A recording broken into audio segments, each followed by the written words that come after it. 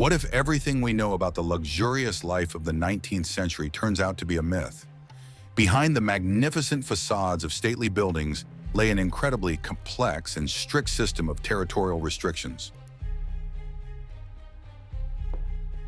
The architecture of that era was designed with a single, highly pragmatic goal: to completely segregate people living under the same roof.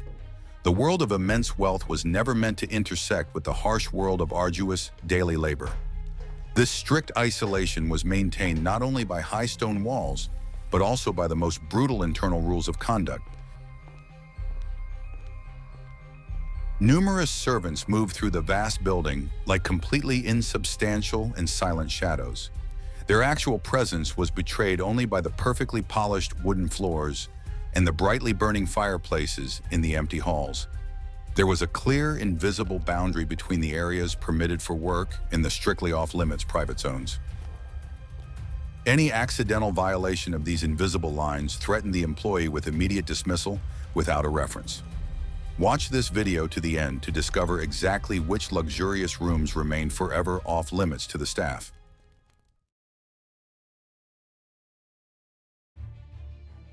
The hidden truth that everyone keeps quiet about lies in the very first architectural blueprints of majestic Victorian buildings. Wealthy owners deliberately placed the main staircases for the staff deep within thick stone walls. These incredibly narrow and cramped passageways had absolutely no windows and were lit only by dim oil lamps. Servants moved through these dark, hidden corridors every day, remaining completely invisible to the residents of the spacious reception rooms. A complex system of hidden wooden doors allowed the cleaning staff to appear unnoticed in a room precisely when it was completely empty. The mansion's main entrance doors were always strictly off-limits to anyone wearing a work uniform. There was a completely separate, inconspicuous entrance from the courtyard, intended exclusively for the delivery of fresh produce and the passage of staff. From this modest entrance began an endlessly long corridor leading straight to the cold, semi-basement rooms of the enormous building. It was there that the sweltering kitchens, damp laundry rooms, and cramped rest areas for the weary laborers were located. Ascending to the upper luxurious floors without a specific direct order from a superior was considered a gross violation of strict subordination. The specific design of the floor coverings also effectively helped maintain the enduring illusion of a complete absence of numerous servants in the house. Thick, expensive carpets always lay on the wide grand staircases, completely absorbing even the heaviest footsteps. In the corridors for the service staff, the floors always remained bare, consisting of cold stone slabs or simple rough planks. This forced absolutely all servants to wear specially made shoes with very soft and completely silent soles. Perfect silence was considered the most important sign of high professionalism in this incredibly harsh and demanding work environment. In some particularly large estates, there were special mechanical signaling systems consisting of dozens of copper bells. Each individual bell had its own unique tone and was connected by a long taut wire to a specific living room. A long wooden panel with these ringing mechanisms usually hung in the spacious kitchen or in the senior butler's private room. Servants on duty had to instantly determine, by the sound alone, from which specific off-limits room the call had come. Only after the loud ring did a servant have the legal right to cross the invisible boundary and enter the luxurious chambers of his masters. There was an extremely strict, unchanging schedule for the daily thorough cleaning of all the main reception halls. All the dirty and heavy physical work was done early in the morning, long before the owners of the majestic mansion awoke. Young maids cleaned the fireplaces of ash, washed the floors, and dusted in complete darkness using only dim wax candles. By the time the noble aristocrats made their ceremonial descent to breakfast, absolutely every room had to shine with perfect, impeccable cleanliness. The exhausted maids themselves by this time had vanished without a trace into the tangled labyrinth of narrow back corridors. Even the most senior and trusted servants had very limited access to the wealthy owner's quarters of the enormous building. A respected butler or a strict housekeeper could enter the staterooms only to perform their specific direct duties. Idle wandering through the richly decorated halls was always punished by immediate dismissal and a shameful banishment to the cold street.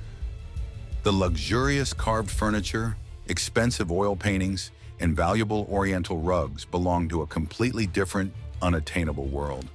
Touching these items was permitted only during very thorough general cleaning, using special soft brushes. The conditions of their hard daily labor were strikingly and painfully different from the carefree lives of the wealthy inhabitants of the spacious upper floors.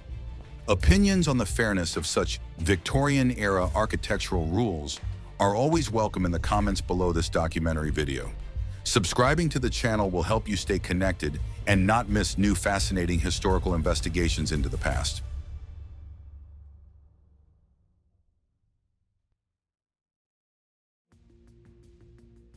A secret passed down from generation to generation lies hidden behind the massive carved doors of the main formal drawing room.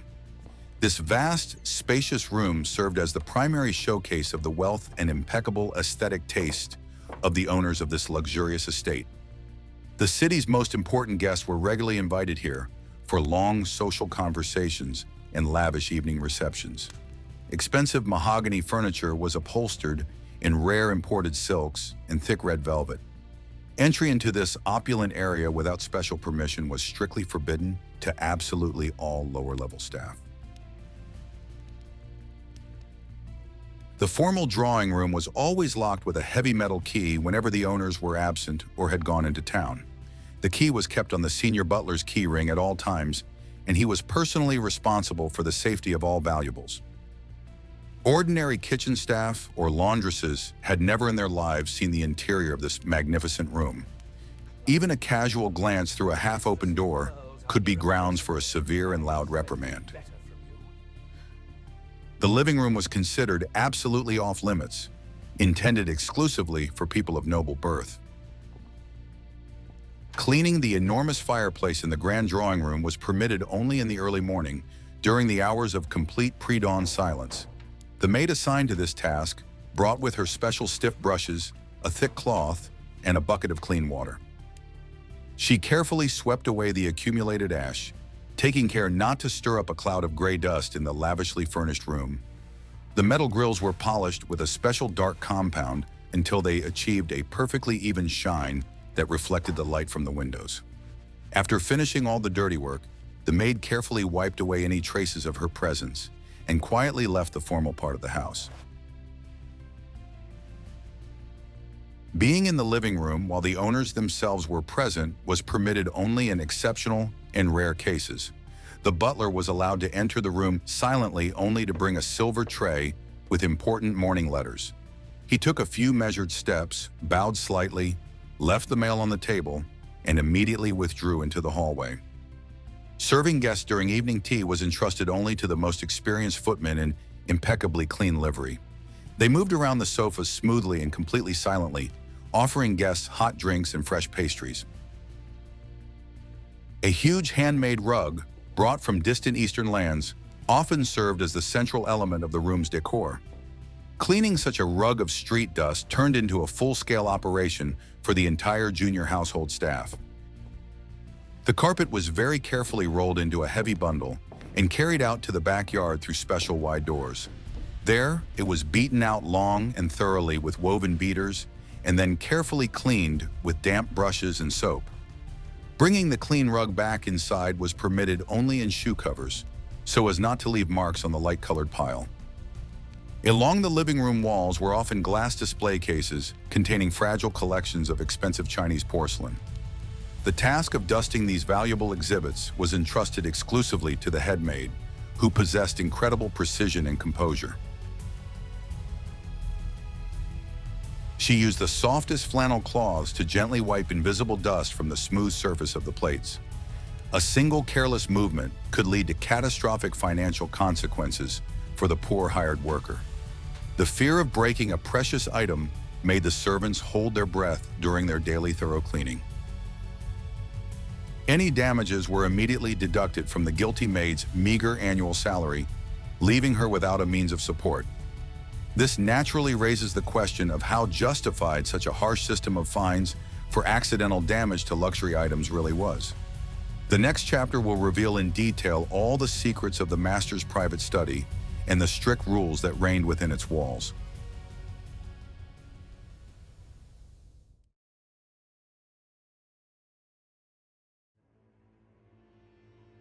A secret that has only now been revealed lies in the layout and order of Victorian-era men's private studies. This closed room was an absolutely sacred space where even a lawful spouse was not permitted to enter without an invitation.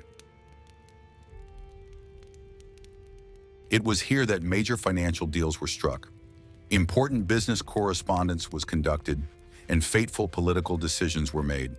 The study was always located in the most remote part of the vast house, far from the noise of the reception rooms and the bustle of the kitchen. Thick oak doors with sturdy brass locks protected the owner's privacy around the clock from any prying eyes. The interior of this room was radically different from the bright and elegant ladies' quarters on the upper floors. It was dominated by massive dark wood bookcases, heavy leather armchairs, and thick green cloths on the tables. The study's windows often looked out onto a secluded part of the garden, providing the owner with maximum privacy for intense intellectual work. A massive writing set, a paperweight, and stacks of clean, high-quality paper were always arranged on the wide desk. It was strictly forbidden for absolutely all estate employees to approach this desk without the owner's direct order. It was strictly forbidden to move any paper stacked on the desk, even if they were in complete disarray. The owner of the study was expected to always find his important documents exactly where he had left them. The accidental displacement of an important contract or an unopened letter could provoke a massive scandal throughout the entire mansion. The footman would carefully wipe only the open edges of the wooden desk, taking care not to disturb a single piece of paper lying on it. Such meticulous respect for the sanctity of one's personal workspace was the foundation of psychological comfort for an influential Victorian gentleman. Often, a man's study housed a private, hidden library consisting of scholarly works and business reference books. Access to these books was strictly limited, and servants were forbidden even to read the gold-lettered titles on the thick spines. Dust was brushed from the top edges of the books with extreme care, using a special soft feather duster. Any damage to the leather bindings or accidentally bent pages was immediately noted by the owner upon returning to the room. The culprit of such a serious offense was subject to immediate and severe disciplinary action by the senior steward. In some offices, massive iron safes were installed, built directly into thick brick or stone walls. They were concealed behind wooden wall panels or hidden behind large oil paintings in heavy frames. Only the owner of the mansion himself and perhaps his most trusted senior butler knew of the existence of these hiding places. The junior staff had not the slightest idea what riches or secrets were kept behind the iron doors. Any attempt to approach the wall with the safe during cleaning was considered a direct act of dangerous espionage. The absolute privacy of this gloomy dark room underscored the man's high social status and unquestionable authority in the house. Here, he was the absolute ruler, whose orders were not subject to any discussion or the slightest doubt. Hired servants viewed the study as a dangerous and mysterious territory, full of strict prohibitions and severe punishments. Merely being near these oak doors evoked an instinctive sense of anxiety and fear in the younger maids. Liking this documentary video will be a great way to support the regular creation of new historical content.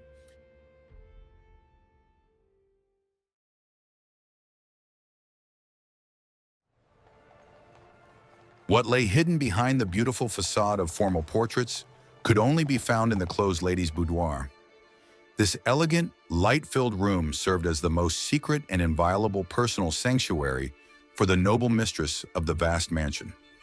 It was here that she spent long morning hours, leisurely reading personal letters and carefully preparing for her evening outing.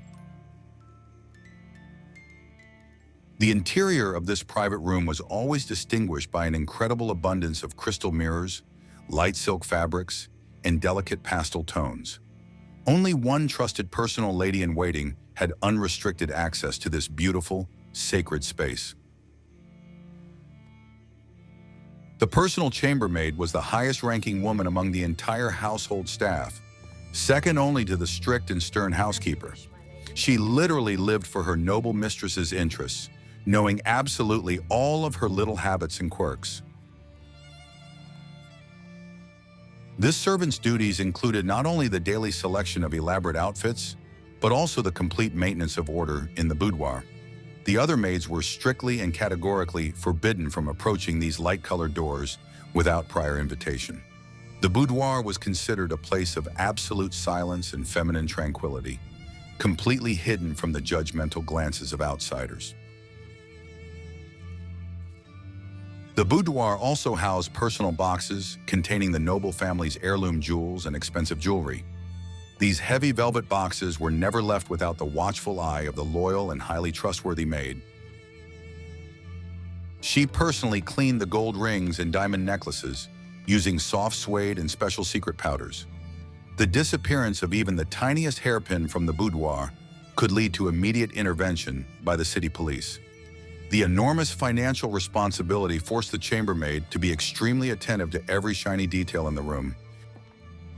Cleaning the boudoir differed greatly from the standard procedures for cleaning large formal living rooms or cold halls.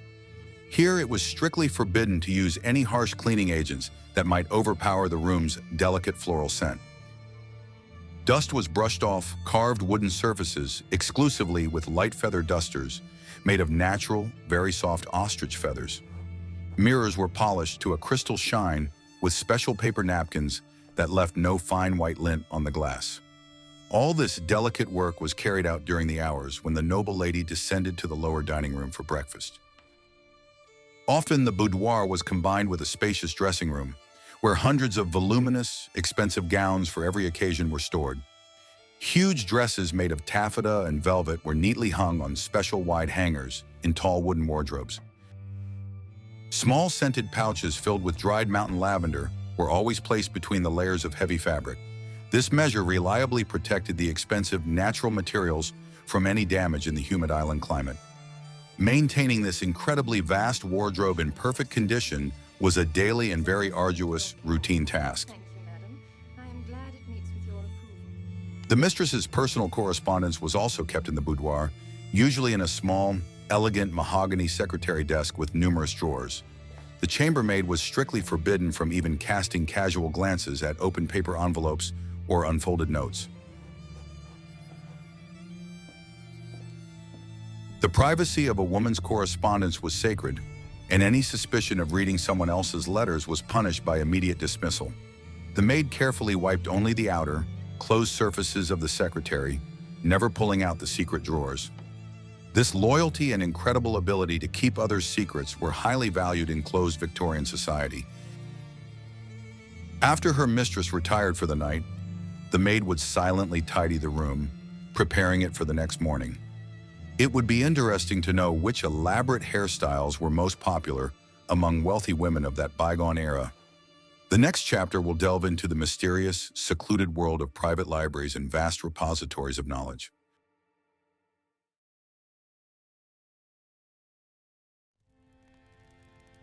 The home library was the main intellectual center of any large and wealthy Victorian estate.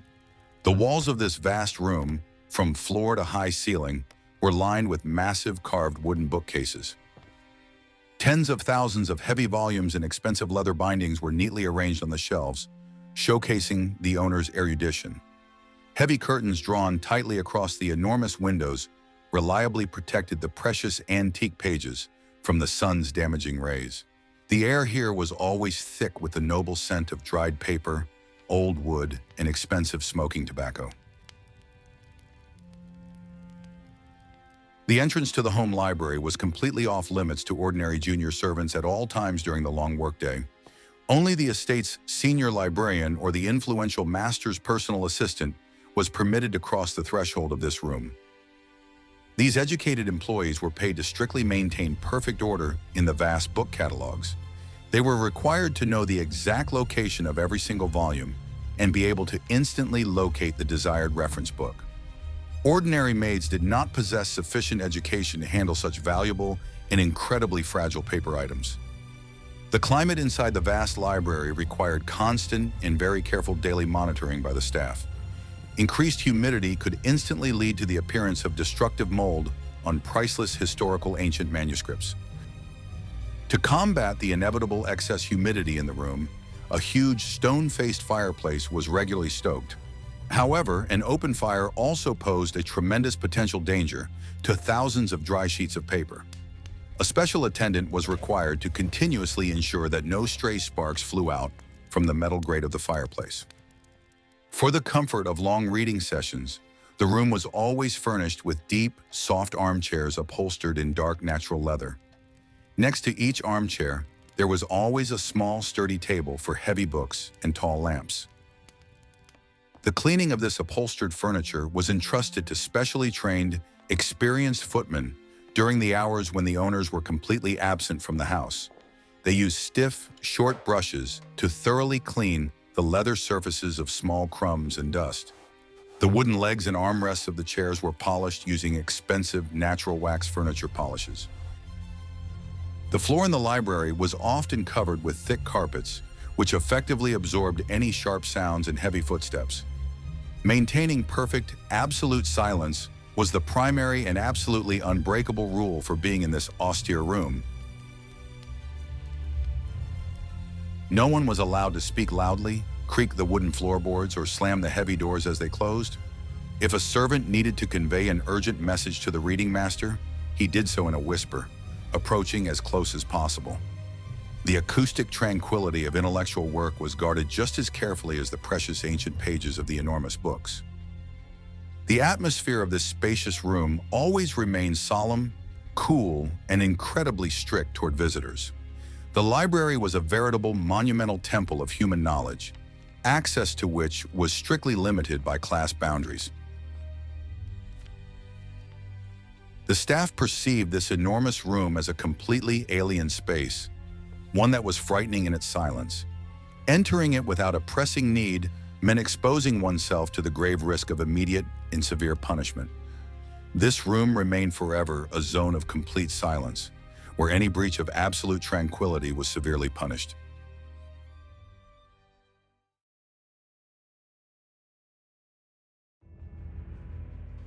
What lies behind the beautiful facade of formal dinners is hidden in the main dining room after all the guests have left.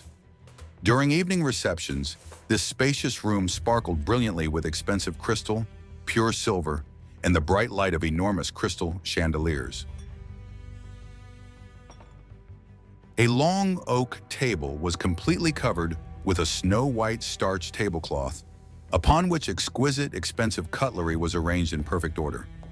Dozens of trained footmen in identical, austere liveries silently carried out hot dishes as if following an invisible script for a complex dance. However, immediately after dinner ended and the distinguished guests departed, the room quickly plunged into absolute darkness and deep silence. The process of cleaning the vast dining hall began the moment the front doors closed behind the last guest. A team of swift footmen immediately set about collecting the dirty porcelain plates, fragile glasses, and heavy cutlery. All items were carefully arranged on large wooden trays and silently carried away to the lower dishwashing rooms. Leaving dirty dishes on the tables until morning was considered a sign of gross incompetence on the part of the senior manager. The spacious room had to be completely cleared of any visible traces of the recent lavish feast in a matter of minutes.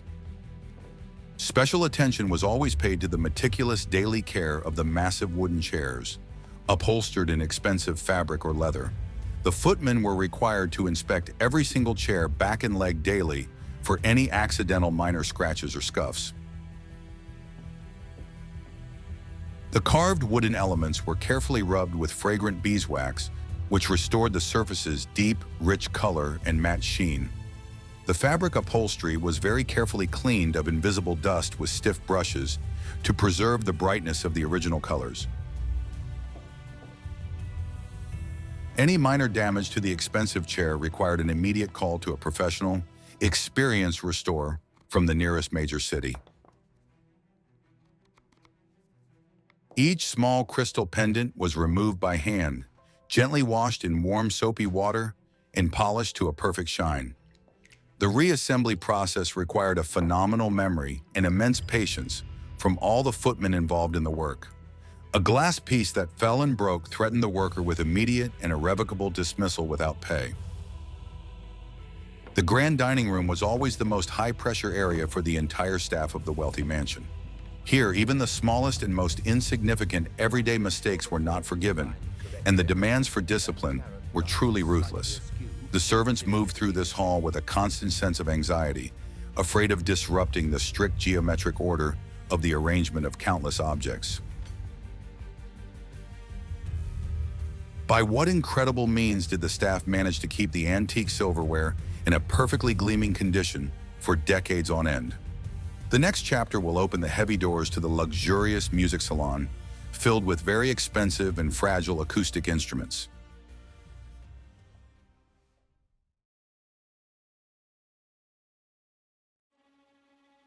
The music salon was intended for cozy creative evenings and small private concerts for a select group of people.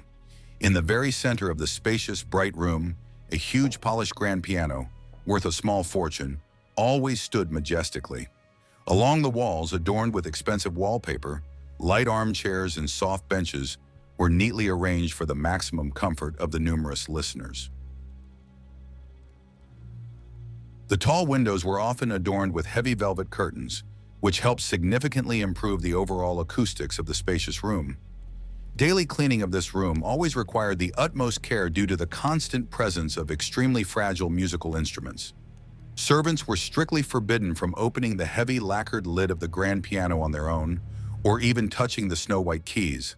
Cleaning the complex internal mechanisms and tuning the strings was entrusted only to specially trained professional tuners invited from the capital. Ordinary maids could only very carefully wipe the polished wooden exterior surfaces with an exceptionally soft flannel cloth. They moved around the instrument extremely slowly, trying not to leave any accidental smudges or scratches on the black lacquer. Any careless pressing of a key during cleaning was considered a sign of extreme and unforgivable incompetence on the part of the worker. The wooden floors in this room were polished with particular, incredible diligence to achieve a perfect, deep mirror-like shine.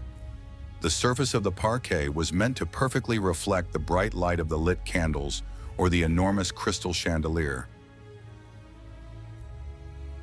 The footmen rubbed the wooden planks with special wax compounds, crawling on their knees across the hall for several long hours.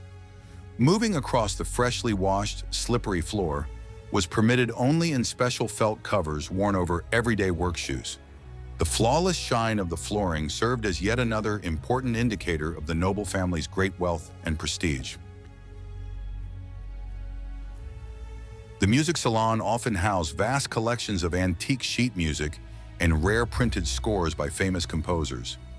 These paper documents were neatly folded and stored in special flat drawers of small, elegant wooden secretaries. The upper edges of the mirrors were cleaned using small wooden stepladders placed at a safe distance from the walls.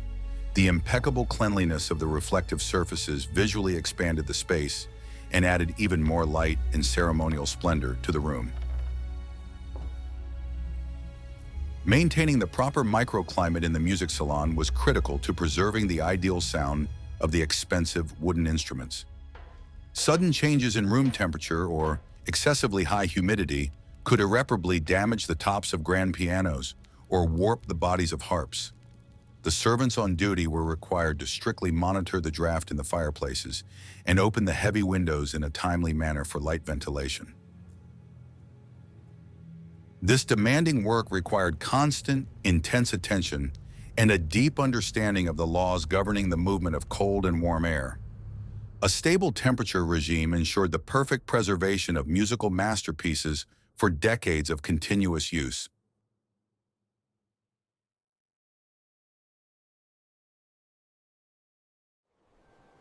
The greenhouse was a magnificent glass oasis attached to the sunniest southern side of the enormous Victorian mansion. A sturdy frame of heavy wrought iron supported hundreds of transparent glass panels, allowing in as much natural daylight as possible. Inside this space, a warm and very humid climate was artificially maintained year-round, ideal for capricious tropical flora. Exotic tall palm trees, huge spreading ferns, and rare flowering orchids filled the air with a thick, sweet, and stuffy aroma. Access to this dense glass jungle was completely and categorically forbidden to ordinary junior servants at any time of day. The care of all this incredibly expensive and rare exotic flora was carried out by a separate team of experienced professional gardeners. These specialists knew all the deep secrets of proper watering, timely fertilization, and maintaining the right temperature for every single green sprout. An ordinary kitchen maid or laundress had no right whatsoever to even come close to the locked glass doors of the enormous greenhouse. The gardeners reported directly to the estate owner and enjoyed a uniquely privileged social status among all other hired workers. Their unique botanical knowledge was valued far more highly than the ability to quickly and quietly mop long corridors or clean fireplaces. Watering the vast amount of greenery required hundreds of liters of clean, fresh water, which had to be regularly brought inside. For this purpose, special hidden reservoirs were often constructed to collect fresh rainwater directly from the roofs of the glass structure. Gardeners used long copper watering cans with thin, long spouts to carefully moisten the soil deep within the dense thickets of ferns. Cold water splashing onto the delicate petals of rare tropical orchids could instantly leave unsightly spots and ruin a blooming flower. The watering process took several long hours and required maximum concentration and incredible precision from every botanist.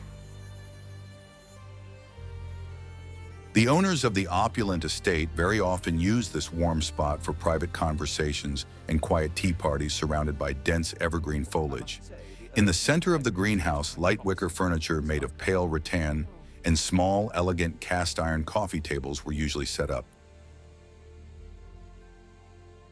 Tea was served in the glass pavilion by the head butler according to a special schedule, agreed upon in advance with the owners.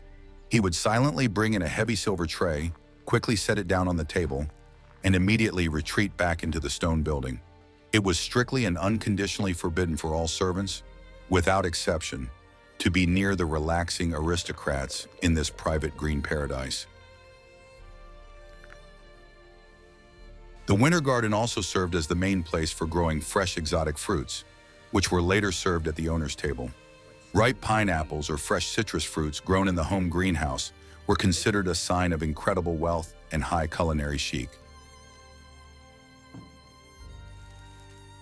Entering the greenhouse without a valid reason meant grossly violating the strictly guarded personal comfort zone of the house's powerful owners. This evergreen enclosed space remained forever a beautiful yet utterly unattainable fairy tale for most of the inhabitants of the vast historic mansion.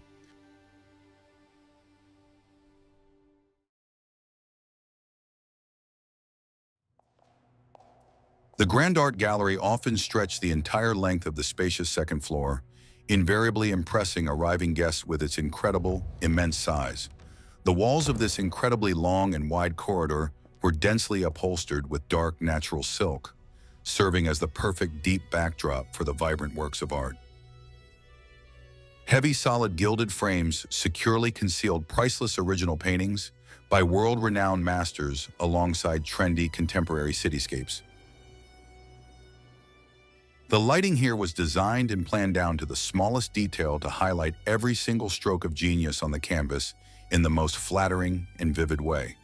Passing through this gallery without special permission was strictly and unconditionally forbidden to absolutely all members of the lower working classes. It captures the light magnificently.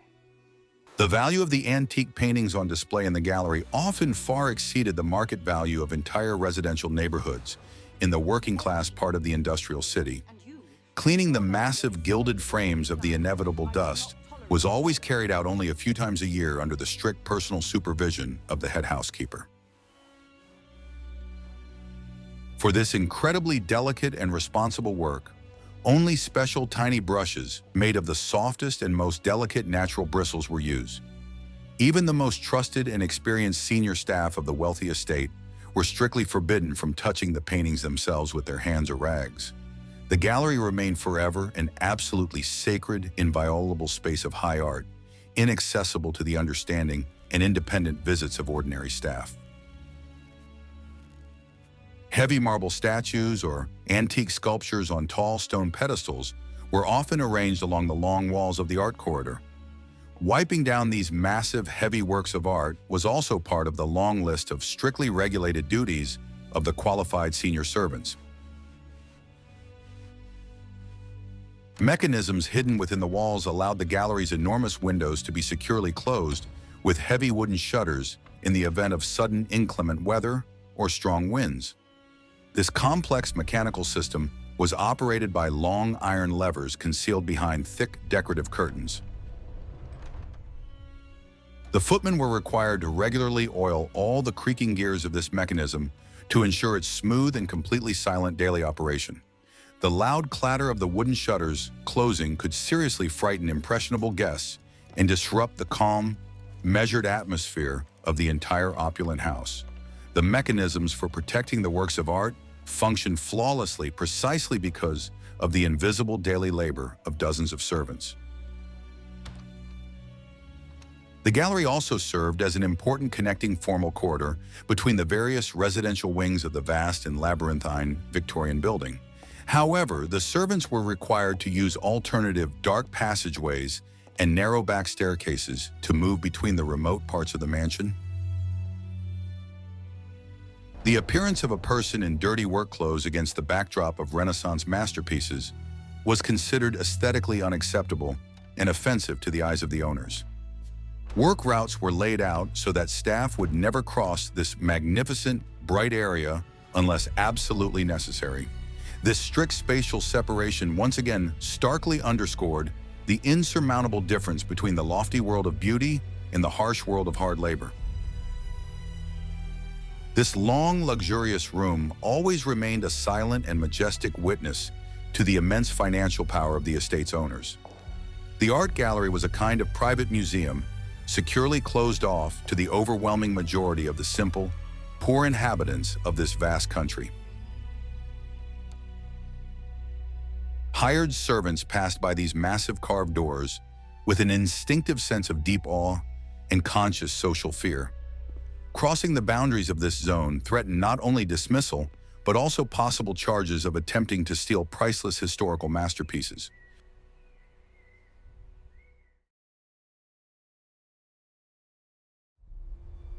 The luxurious guest bedrooms were traditionally located in the finest, brightest wing of the vast building, and were always kept in a state of complete readiness for arrival.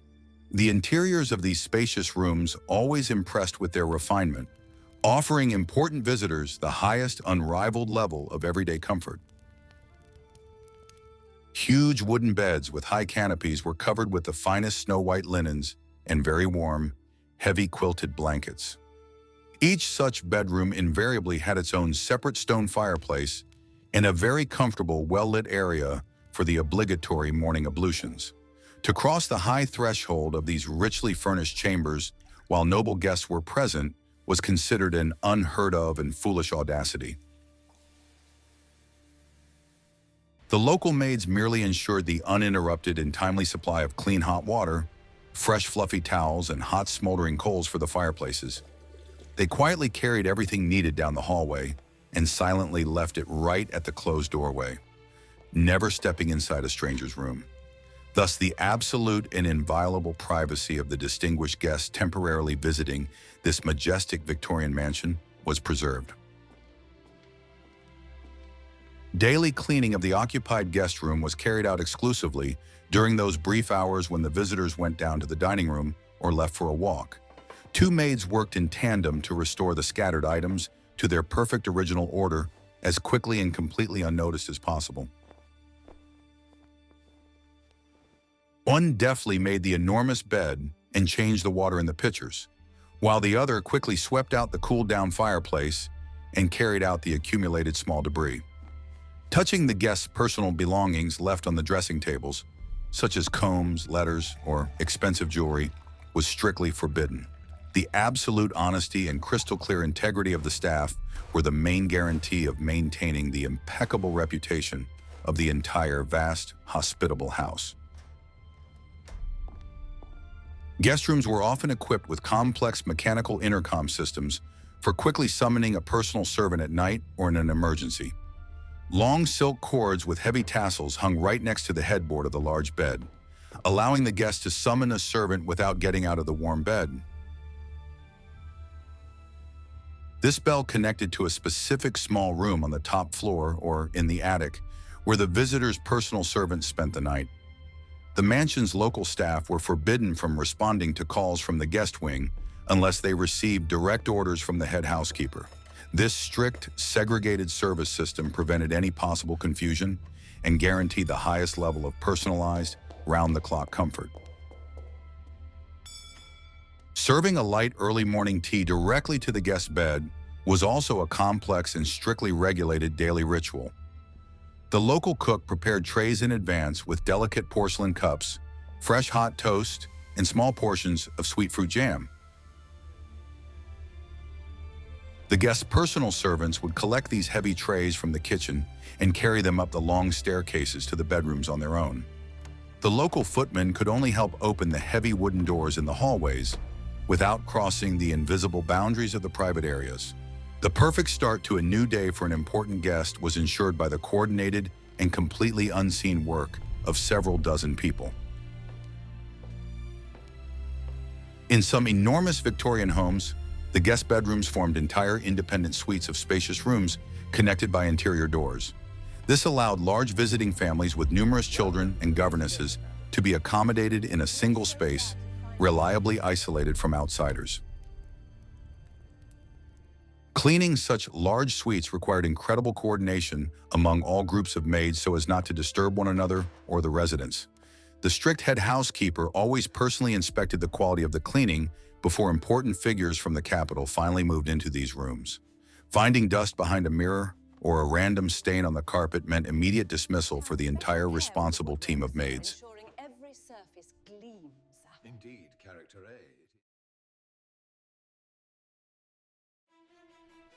The complex and multifaceted life in a classic Victorian estate was like a gigantic clockwork mechanism with a vast array of hidden details.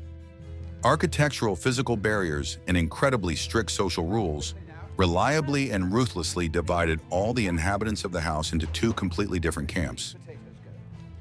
Some enjoyed the spacious, warm, light-filled staterooms every day, constantly surrounded by indescribable beauty and incredible domestic luxury. Others spent their long years in narrow, dark corridors and cold cellars, silently ensuring this impeccable fairy tale comfort.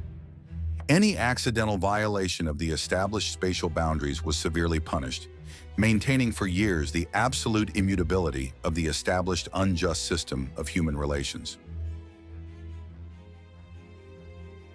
Such strict territorial zoning of a closed space perfectly and very accurately reflected the very essence of class-based British society during that historical period.